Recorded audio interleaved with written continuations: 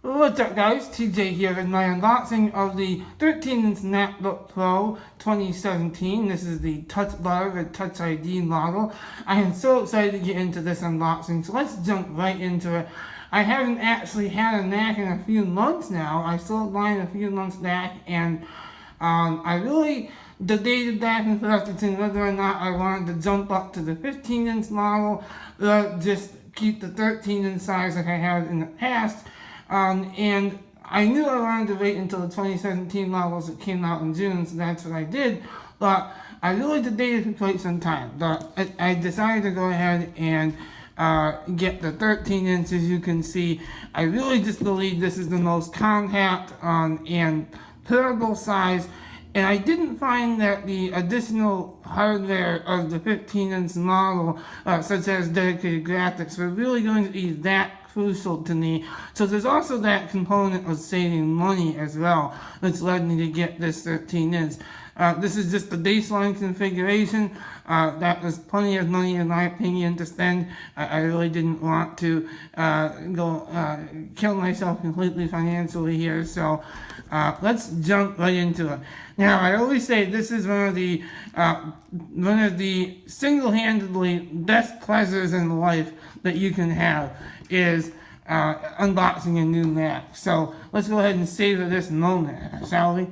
And you can see I pre-sliced it just for the sake of convenience, but I have not, other than that, I have not opened it at all yet.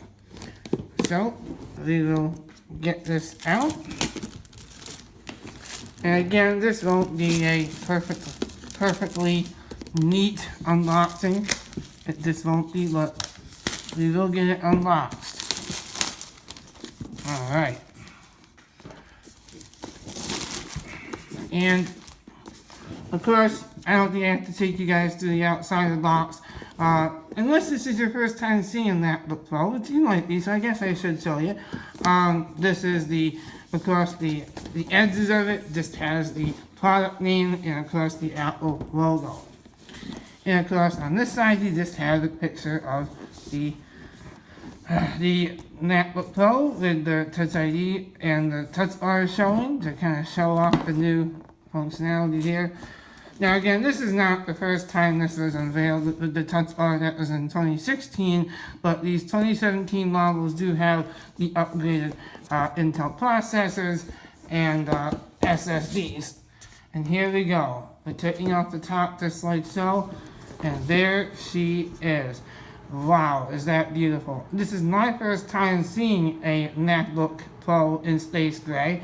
I've never actually held or even seen one of these. So this, in terms of, this particular design change, they haven't.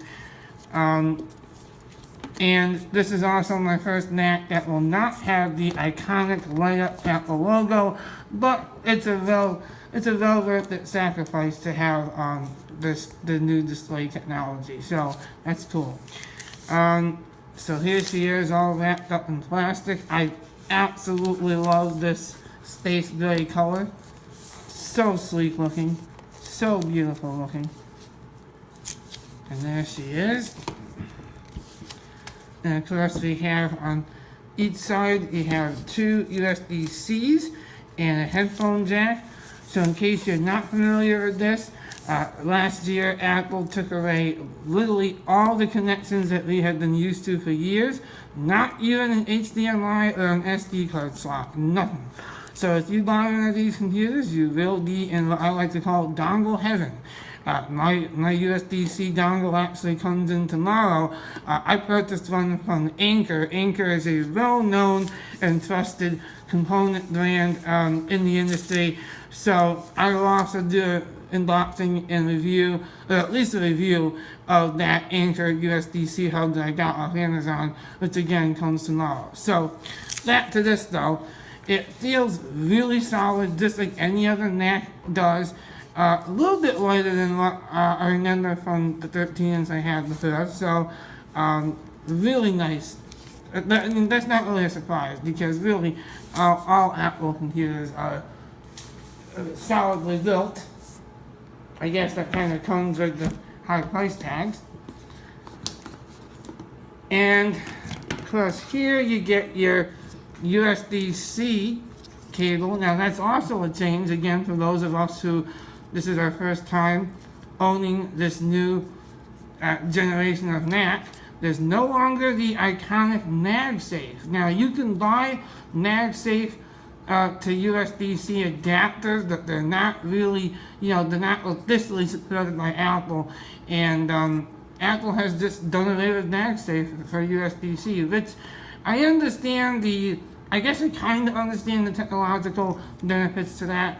USB-C is just great in terms of it is the next logical step in the standard, but unfortunately it does come at that sacrifice. So that's good to know. If you are used to having MagSafe, you will be you'll have to get an adapter if you really want it. And of course you have your documentation. So in here you have, oops. So of course in here you have your usable info, your quick start guide, which kind of just, and of course your legal jargon here, warranty stuff. And of course you have, like I said, your quick start guide. Now, okay, for a second I thought I was going crazy. I almost thought there was no Apple stickers. Now that would have been a travesty. I can deal with not having any ports on my computer that are compatible with simply plugging in my iPhone, but don't tell me I don't have my Apple stickers. So that's that. So the usual stuff you find in documentation. And then of course you have the charging brick. Now, one thing to note, obviously the one obvious change is this is now a USB-C instead of USB Type A connection. But also you no longer get the extra, the extension cable that goes with the power brick. So you just get these two pieces. So not a big deal, but that's just something to note. And again, if you've seen these unboxings from 2016, last fall's MacBook Pros, then this is kind of redundant, but this is my first time doing this with this new generation. So now let's get to the highlight, I think. This is taking the plastic off of the Mac. Now, I've said this for years. I would argue that this is almost better than sex. There's nothing quite like unwrapping a new Mac for the first time. So let's do it. Hopefully you guys can see that okay. And of course I'll let you guys savor it, just like I'm savoring it. Oh yeah, it just makes that so satisfying sound.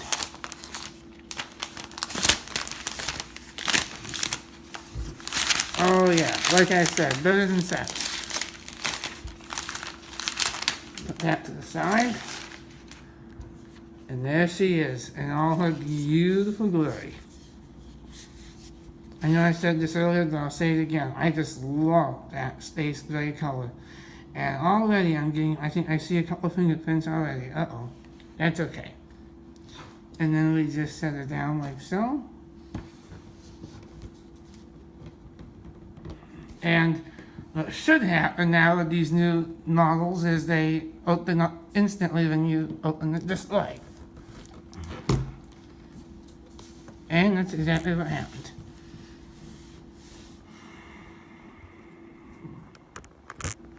I'll adjust the camera so you guys can see that. And there we have it, guys. That was the unboxing. And let me take this keyboard protector off. Wow. And of course, this is my first time seeing the Touch Bar in person and the Touch ID. So I'm really excited to get my hands on that and start experiencing that for myself. Based on the other tech reviews that have, had extensive hands-on time with this since it debuted last year, or the touch bar debuted last year, I should say. There's mixed reviews about it. Some people love it, some people don't love it as much. I think it'll probably come in handy for me for certain tasks. What I'm really excited about, though, is this guy right here, the Touch ID. I have wanted a fingerprint scanner, or basically Touch ID, since it came out on the iPhones. I have wanted that on the Mac. So when Apple finally announced that last year, I was really quite happy about that. So I knew at some time I was going to upgrade to a new Mac, and I'm really excited to get my hands, like I said. I'm going to really test this, and I'll give you my thoughts on this in my next video, which will be the review, obviously.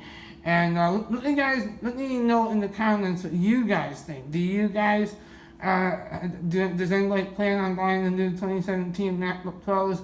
Are you happy with yours? What about the touch bar? Do some of you not have any desire to buy that? I'm curious to see what your thoughts are in terms of this particular model, touch bar with Touch ID. So with that being said, guys, thanks for watching, and I'll see you in my next video. Until then, peace out for now.